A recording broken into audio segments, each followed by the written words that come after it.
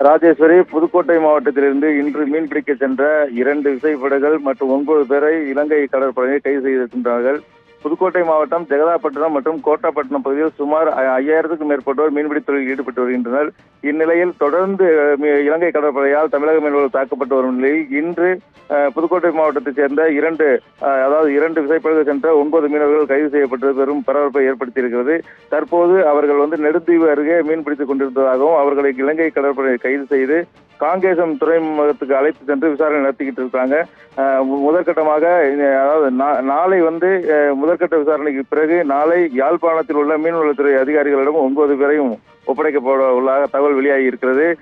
அதாவது மத்திய மாநில அரசுகள் தலையிட்டு இந்த மீனவர்களுக்கு தாக்குதலை இல்லாத அளவுக்கு நடவடிக்கை எடுக்க வேண்டும் என்று மீனவர்கள் தொடர்ந்து கோரிக்கை வைத்தாலும் கூட இது தொடர்கதையாக ஆகி வருகிறது.